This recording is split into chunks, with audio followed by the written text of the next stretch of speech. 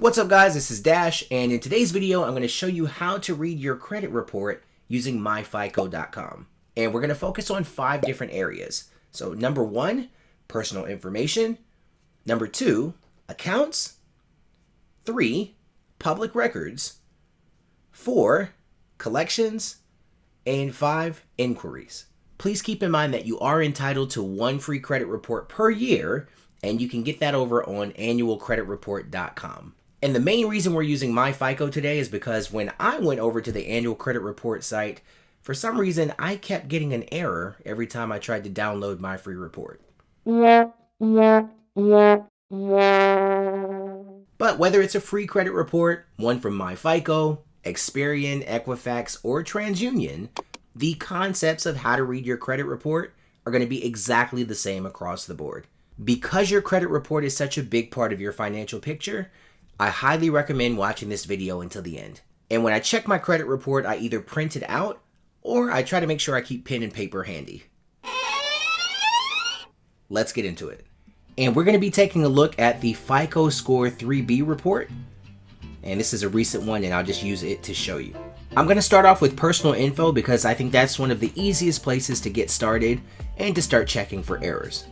So we'll start by checking all of the basic things. Your name, former name, date of birth, social security number, and just make sure all of these things match you. You don't want the credit bureaus confusing you with someone else. And just a small note here, if you have parents that have the same name as you, they may be listed on here as well, but if their birth date and their social security numbers are listed as well, then it at least shows that the credit bureaus are distinguishing between you and your parent. The next thing we'll look at is contact information. So you want to check your current addresses and previous addresses to make sure that these are addresses that you're familiar with, ones that you know you've lived at. If not, let the credit bureaus know. Phone number, not as big a deal because I know phone numbers do change, but I don't see any harm in keeping that updated as well.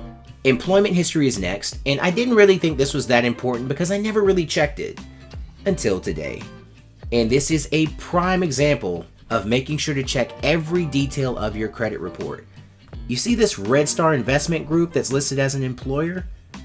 Well, for those of you who've been following the channel, you know that I had to file bankruptcy back in 2007 because of a scam that I got involved in. The company that ran that scam was Red Star Investment Group. I'm not an employee of that company, nor have I ever been. But I guess on the paperwork they filed me as an employee. And I don't want my name or anything about me associated with this company. So this is definitely something that I'll be contacting the bureaus about to get it removed. And next we're going to move on to accounts. And I think this is the most important part of your credit report. On your credit report, you're going to see all of the accounts that you have open. And you'll even see some of the ones that you've closed in the past. We're going to take a look at one of my closed accounts to illustrate how reporting happens for an account on your credit report.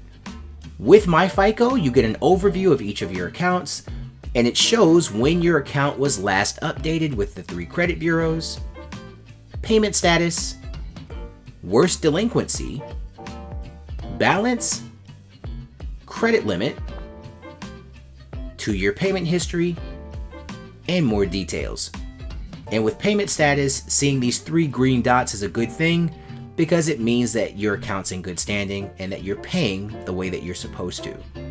And in this case, this particular card was for $200. It was a secured credit card when I was trying to rebuild my credit.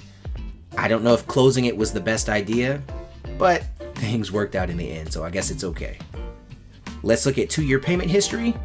This is very important because it shows you exactly how you've been making payments over the last 2 years on this account. And it shows you for all 3 credit bureaus over 2 years.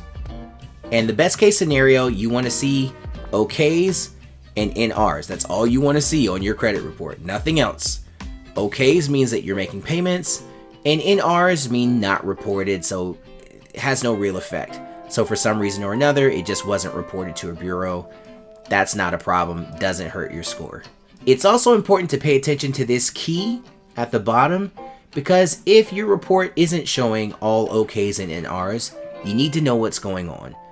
So in this legend, we have OK for OK, NR for not reported, NO for not open, hashtag days late, D for dispute, CO for charge-offs and other derogatory reporting, FC for foreclosure, PP for payment plan, and UN for unknown status.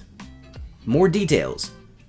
When we open more details, we can look more closely at the terms of our loans. And this is important because sometimes we might have opened these accounts years ago and you may forget the terms on your accounts, but your credit report doesn't forget. So we can see the date we opened the account, last activity, terms, and this is a revolving account, scheduled payments, high balance, loan type, who's responsible for making payments. And in this case, if it says individual, that means I'm responsible.